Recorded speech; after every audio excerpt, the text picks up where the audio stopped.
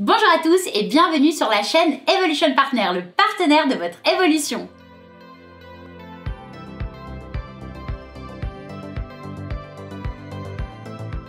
Moi, c'est Nathalie, je suis révélatrice de potentiel, coach, formatrice et consultante dans l'image. J'ai créé en 2005 un concept alliant la beauté extérieure à la beauté intérieure. J'ai le bonheur d'accompagner les particuliers et les équipes d'entreprise à révéler leur potentiel grâce à l'association de différentes techniques en coaching et en relooking. Alors aujourd'hui, nous allons aborder un sujet hyper d'actualité qui vous fait vous poser beaucoup de questions et un sujet sur lequel j'accompagne beaucoup de personnes en ce moment principalement. Dans mon travail, j'ai l'honneur de rencontrer un grand nombre de personnes qui s'offrent mes services en période de changement de vie et d'orientation de carrière. Une de leurs questions récurrentes est comment se préparer et s'habiller pour un entretien d'embauche. Je travaille également dans des mesures étatiques depuis 2005 avec des jeunes et des chômeurs de tous âges en réinsertion professionnelle ou même dans des mesures sociales dans lesquelles ils sont des fois depuis de longues années. Je travaille aussi dans des entreprises de tous horizons. Je coach beaucoup de personnes de tout milieu social dans la préparation d'entretiens professionnels.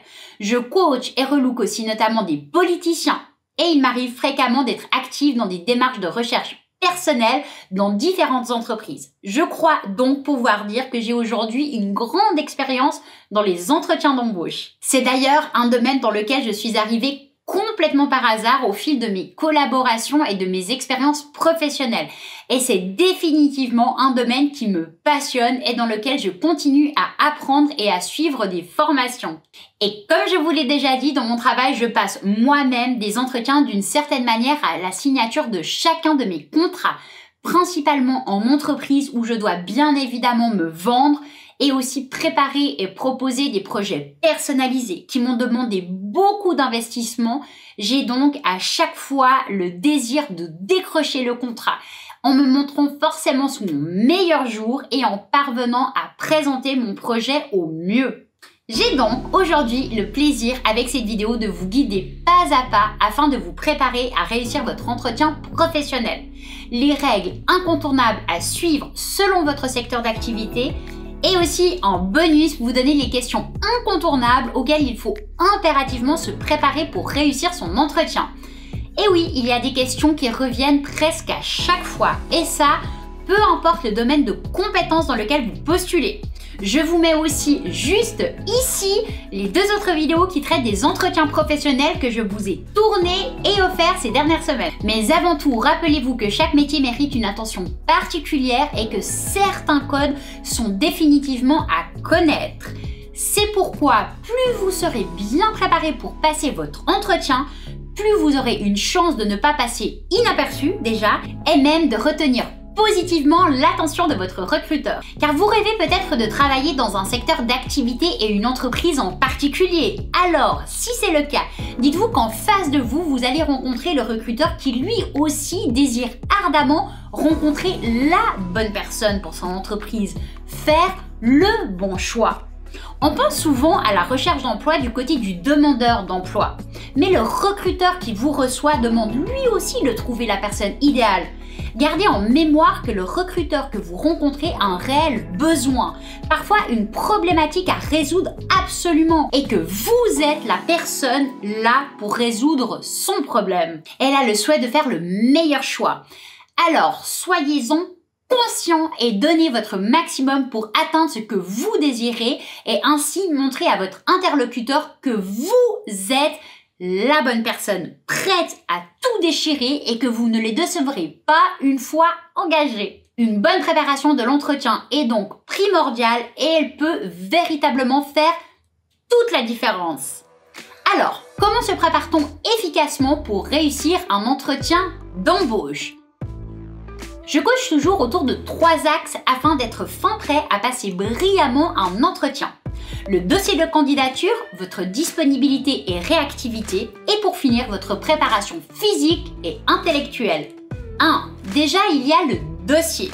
Pour bien réussir votre entretien d'embauche, il faut bien préparer votre dossier de candidature. CV plus lettre de motivation. Le CV doit être pertinent, beau, créatif, simple à lire.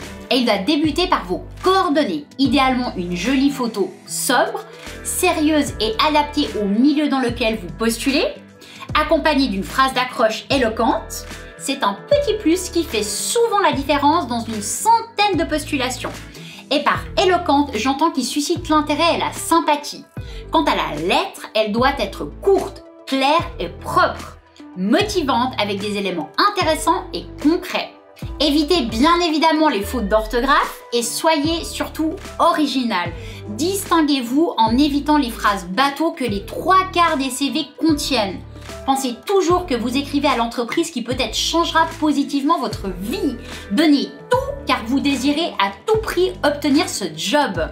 Appliquez-vous et ne laissez personne être autant motivé et spécial que vous. Ce job est fait pour vous, vous en rêvez, alors donnez-vous les moyens de le décrocher. Et je suis là pour vous aider.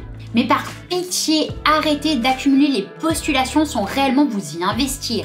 Sélectionnez là où les entreprises qui vous intéressent vraiment et ne lâchez rien. Essayez, rappelez, réécrivez, retéléphonez, montrez votre intérêt. 2. Ensuite, il y a la disponibilité et la réactivité que vous allez prouver afin de décrocher votre entretien. Ne vous contentez jamais d'envoyer votre dossier sans rappel, sans éventuel renvoi. Même si vous n'avez toujours pas reçu de réponse, pensez à envoyer votre dossier en format papier et aussi en format numérique. Pour un travail qui vous plaît, je vous recommande vraiment de faire les deux, afin d'éviter qu'un ne se perde ou finisse par exemple dans la boîte de spam. Vous pouvez aussi tout à fait, selon le secteur d'activité, vous présenter en personne et déposer par exemple votre dossier à la personne concernée si vous le pouvez, ou alors à toute autre personne qui s'en chargera. Souriez en déposant votre dossier. Soyez dynamique, agréable et faites de même lorsque vous effectuez un rappel téléphonique pour prendre des nouvelles par exemple à la suite de votre dossier de candidature. Car même au téléphone, un sourire, ça se ressent. 3. Et finalement, nous avons tout ce qui concerne la préparation en lien avec votre apparence physique et votre préparation intellectuelle, ainsi que votre estime personnelle. Les couleurs. Portez des couleurs adaptées au milieu professionnel dans lequel vous avez postulé. On ne portera pas les mêmes tons pour un milieu bancaire que pour par exemple une ancienne de prêt-à-porter dans le luxe. Je vous conseille de porter 2 couleurs lors d'un entretien d'embauche. Une couleur de base au ton neutre pour le sérieux et une couleur pour apporter du dynamisme à votre tenue et à votre discours. Je vous mets d'ailleurs juste ici le lien de la vidéo spécialement axée sur le sujet de quelle couleur porter pour un entretien d'embauche. 2. Style vestimentaire et habillement. La même règle que pour les couleurs, faites attention à adapter votre style vestimentaire au type d'entretien dans lequel vous vous apprêtez à postuler. Renseignez-vous sur les éventuels dress codes de l'entreprise, allez par exemple visiter leur site internet, regardez les photos, étudiez les réseaux sociaux par exemple, et vous pouvez aussi vous rendre sur le lieu, histoire de faire un repérage quelque temps avant, afin de bien observer les gens qui y travaillent, leurs habillements, les couleurs qu'ils portent, etc. La règle ici est de respecter les codes de l'entreprise en faisant un peu plus pour votre entretien. Exemple, si l'entreprise dans laquelle vous vous apprêtez à vous présenter exige le costume, pantalon ou jupe, chemise, petit talon chic, sans fioriture pour vous mesdames, ou alors joli Richelieu chic, sobre pour vous messieurs, je vous recommanderais à vous mesdames de rajouter un petit foulard de plusieurs teintes autour de votre cou.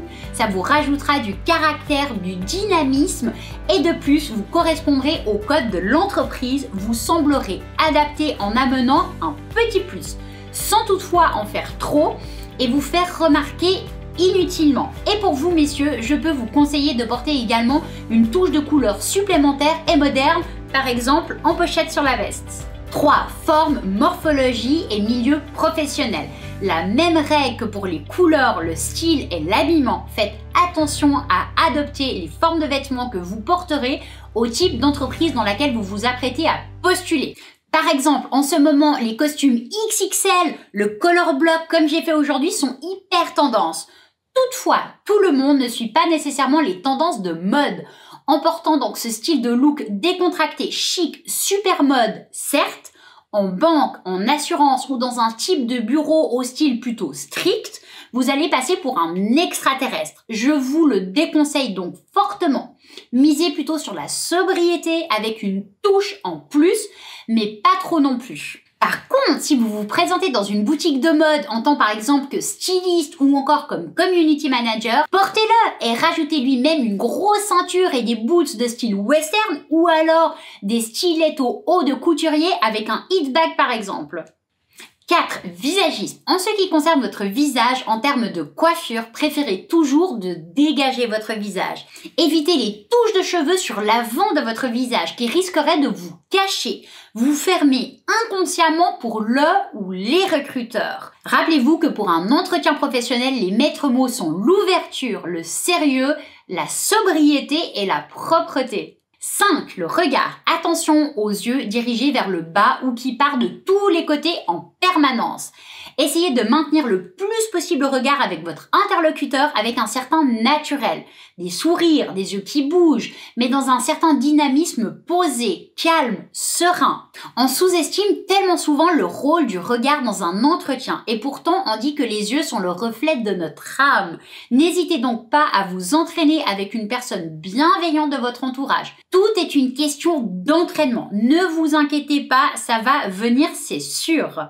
6. La démarche. Là aussi, entraînez-vous à marcher droit avec une cadence harmonieuse, la tête haute, les épaules en arrière, le dos bien droit. Le recruteur se fera une idée de vous dès votre entrée dans la salle. Soyez donc à 100% de votre concentration et d'attitude avant même de passer la porte de l'entreprise. 7. Le ton de la voix, le vocabulaire et la prononciation. Encore une fois, entraînement.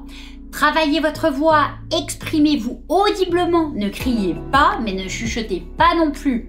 Ayez une cadence dans une réponse dynamique mais harmonieuse et posée. Ne parlez pas trop vite ni trop lentement. Exercez-vous à répondre aux questions que je vous donnerai en bonus plus tard. Exprimez-vous avec un bon vocabulaire, soignez votre diction et prononcez convenablement. Gestuelle et position. Faites attention aux bras croisés non-stop. Vous pouvez les croiser bien sûr, mais par moments, lors par exemple de réflexion. Vous devez offrir à votre interlocuteur une posture ouverte et non fermée ou figée. Tenez-vous bien droit. Évitez d'être tout courbé ou encore avachi sur votre siège, comme si vous buviez une bière devant votre télévision. Là aussi, entraînez-vous afin de pouvoir être le plus possible adapté. Poli et le plus naturel et ouvert possible dans votre gestuelle et vos positions. Pas de sac également sur soi lorsqu'on est assis, ça donne une silhouette fermée et donne l'impression que vous êtes déjà prêt à partir, à peine arrivé. Mimique. Si vous êtes une personne avec des mimiques prononcées ou une personne trop expressive avec son visage, veillez à y travailler. Quelques expressions dynamiques et vivantes, quelques mimiques mignonnes et attendrissantes, c'est parfaitement ok. Mais ça doit être parfois et non en permanence.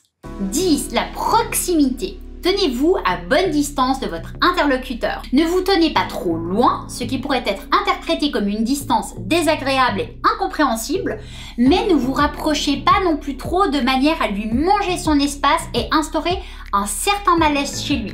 La distance personnelle utilisée dans les conversations plutôt professionnelles se situe entre 45 cm et 1,30 m. La distance intime se situerait entre 15 et 45 cm. Cette zone sous-entend une grande implication physique et un échange sensoriel élevé. La distance sociale, elle, utilisée au cours d'une interaction avec des amis ou des collègues de travail, serait entre 1,20 m et 3,70 m. Et finalement, la distance publique utilisée lorsqu'on parle à des groupes devrait être supérieure à 3,70 m, 3,70 m. 11. Hygiène et soins. Pour se rendre à un entretien, on fait un effort supplémentaire à nos habitudes. On se lave, ça peut sembler évident.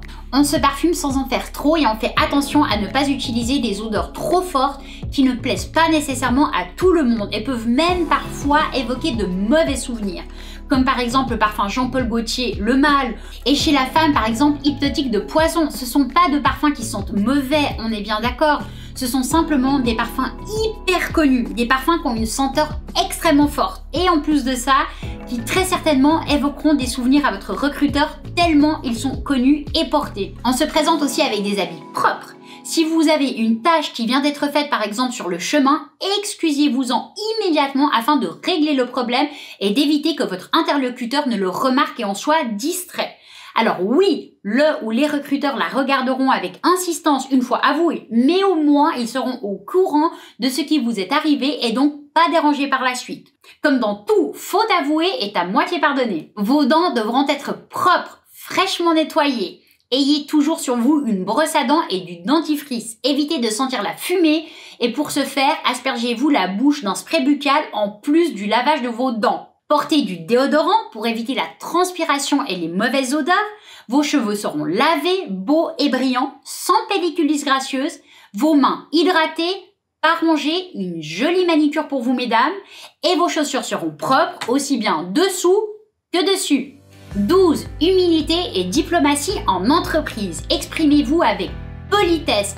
Soyez humble, soyez à l'écoute. Ne coupez pas la parole à votre interlocuteur. Répondez aux questions posées sans vous en offusquer, mais avec respect. Et si une des questions vous semble trop délicate ou personnelle, exprimez-vous honnêtement à ce sujet en disant par exemple « Je suis désolée, je voudrais pas vous paraître impoli, mais je dois vous dire que cette question me semble trop personnelle et je ne me sens pas du tout à l'aise d'en parler. » Bref, soyez honnête, soyez vous-même tout en étant adapté au milieu professionnel. Vous ne vous cherchez pas des amis ni un psy, vous cherchez peut-être à décrocher le job de vos rêves dans l'optique d'avoir plus confiance en vous et de vous sentir fier de vous. 13. Le dernier point, le savoir-vivre contemporain en entreprise. Politesse, utilisez le vous et si on vous demande le tutoiement, essayez de l'appliquer ou alors exprimez votre malaise avec diplomatie et respect. Maquillage, dans le savoir-vivre contemporain, la femme respecte son audience et elle-même en prenant soin d'elle. Elle se présente donc à l'entretien habilement maquillée. Pas besoin d'en faire trop, un joli teint, des zones de lumière sur le visage, du mascara et une touche de joli rouge à lèvres qui vous tiendra fidèlement tout au long de l'entretien peut suffire amplement. Pas besoin d'en faire des tonnes, soyez juste féminine et soignée. Soyez aussi naturelle que possible et que nécessaire. Certes, vous jouez en quelque sorte un rôle, il faut donc bien vous préparer afin de vous vendre au mieux. Mais n'essayez pas de passer pour quelqu'un d'autre, de toute façon vous n'arriverez pas à jouer ce rôle longtemps. Votre véritable personnalité percera au plus tard dans le quotidien du travail et cela risque alors de choquer ou pire, de décevoir. Et d'ailleurs, réfléchissez-y, vous ne voudriez pas travailler pour une entreprise dans laquelle vous devriez sans cesse jouer la comédie pour être considéré comme compatible et obtenir le poste, non ? À long terme, vous ne vous sentiriez pas à l'aise ni à votre place. Soyez authentique, soyez naturel, tout en faisant bien évidemment un peu plus que dans votre vie privée. C'est la seule et la meilleure solution selon moi. Pensez toujours aussi à prendre avec vous votre dossier de candidature complet et en double, voire même en triple exemplaire en cas de besoin. Vous paraîtrez pour quelqu'un de bien organisé et surtout de très motivé. Et dernier point, soyez à l'heure à votre entretien. Ni trop en avance, ni trop en retard. Préparez-vous à bien partir 15 minutes en avance sur votre planning. Quitte à attendre dehors ou à vous poser un petit moment au calme dans un café, mais soyez toujours à l'heure à votre entretien. Rappelez-vous que le naturel dans une situation de stress ne peut arriver que si on est bien préparé. Et je rajouterai même également toujours que tout ce qui est agréable et grand dans la vie demande une préparation.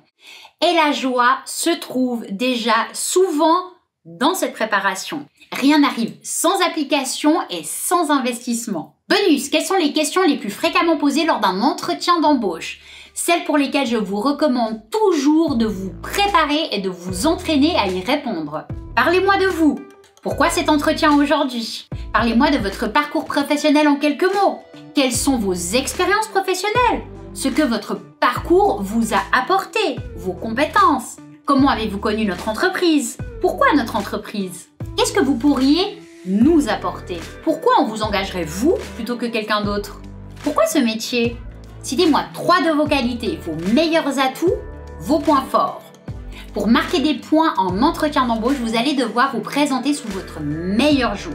Je vous conseille donc de bien réfléchir à vos points forts, ceux qui vous caractérisent et peut-être même vous rendent fiers et soyez honnête comme toujours. Voici quelques exemples de qualités particulièrement appréciées dans le travail et selon le milieu professionnel. Sérieux, motivé, patient, empathique, optimiste, flexible et adaptable, social, ouvert, curieux, perfectionniste, dynamique et autonome. Citez-moi un de vos défauts.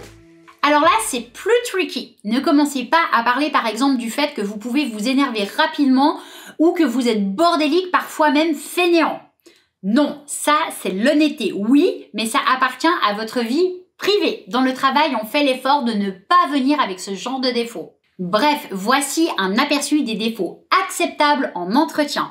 Je vous laisse choisir le vôtre. Timide et ou réservé. Sensible, bavard, obstiné, je suis incapable de ne pas finir quelque chose que je commence. Je ne m'avoue jamais vaincu. Attention toutefois, ce défaut peut ne pas être acceptable pour tous les postes. Le supérieur hiérarchique pourrait comprendre ça comme une incapacité à suivre des ordres ou alors à accepter des critiques. Impatient. Parfois un peu trop calme, même lent. Trop gourmand, parfois susceptible. Je peux manquer de confiance en moi. Il m'arrive d'être influençable, peut-être un peu trop ambitieux. Et finalement, avez-vous encore des questions ? Vous pouvez avec cette question par exemple énoncer un de vos centres d'intérêt dont vous n'avez pas réussi à parler et qui peut être susceptible de faire pencher la balance en votre faveur ou pour vous permettre de vous rapprocher de votre interlocuteur tout en finesse et respectueusement bien sûr. Vous pouvez répondre non, mais ajoutez qu'en tout cas à la suite de cet entretien, votre motivation est encore plus grande qu'avant et que vous espérez de tout votre cœur être la personne pour ce poste. Vous pouvez aussi clarifier par exemple des horaires de travail, un lieu ou encore pourquoi pas poser une question sur l'équipe, les conditions particulières de travail, etc. Je vous conseille juste d'éviter de parler salaire lors du premier entretien. Et pour finir, je souhaite vous parler des entretiens à distance, de plus en plus fréquents avec la situation actuelle. Aujourd'hui, les entretiens d'embauche se passent aussi de plus en plus en vidéoconférence. Les règles sont les mêmes, mais attention, c'est à vous de gérer votre espace de vidéoconférence. Le décor derrière vous et la façon dont vous serez éclairé comptent presque autant que votre habillement et votre façon de vous exprimer. L'espace filmé par votre caméra doit être épuré et bien éclairé. Évitez les ombres trop marquées par exemple sur votre visage. De plus, des petites plantes derrière vous apporteront un peu de vie et seront très appréciées. Lors d'un entretien d'embauche vidéo, votre image ne passe pas seulement par vous, mais aussi par ce que vous montrez à la caméra. Les conseils pour un entretien d'embauche s'appliquent aussi, mais si vous êtes bien préparé, l'entretien sera définitivement plus facile. Pourquoi ? Parce que vous êtes chez vous, dans votre confort, votre sécurité, pas de stress de trajet, de risque de retard de s'être trompé de lieu, d'étage, de numéro, pas de risque d'arriver en sueur à la dernière minute, tout transpirant et peut-être même avec une mauvaise odeur qui vous mettrait mal à l'aise et vous ferait à coup sûr perdre une partie de vos moyens. Souvent en vidéo, on va être assis, ce qui évite la prise de tête sur son pantalon, qui peut-être serait trop grand, trop petit ou alors pas de première fraîcheur.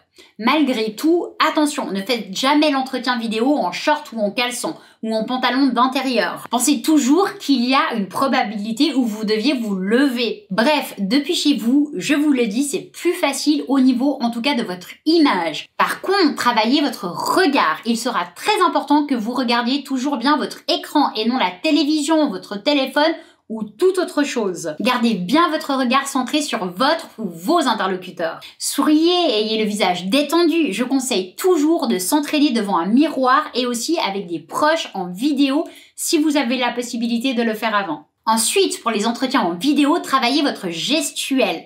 Gardez les bras sur la table ou détendus sur vos genoux ou alors de manière à bouger simplement. Mais surtout, ne croisez pas les bras et évitez par exemple de vous tenir votre tête tout au long de la conversation. Soyez prêts à l'heure, ça va de soi. Habillés, coiffés et bien évidemment maquillés pour vous mesdames. Comme si vous vous présentiez en face à face.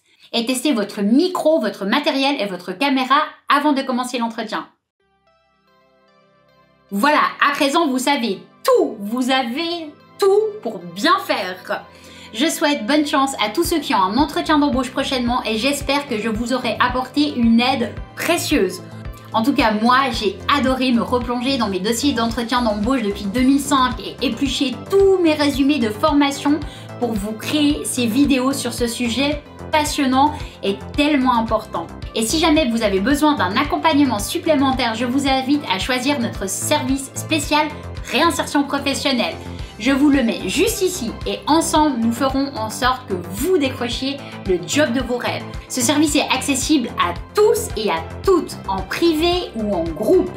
N'hésitez pas à nous contacter pour créer avec vous et pour vous le service sur mesure qui vous ouvrira les portes de votre métier de rêve grâce à un entretien d'embauche réussi.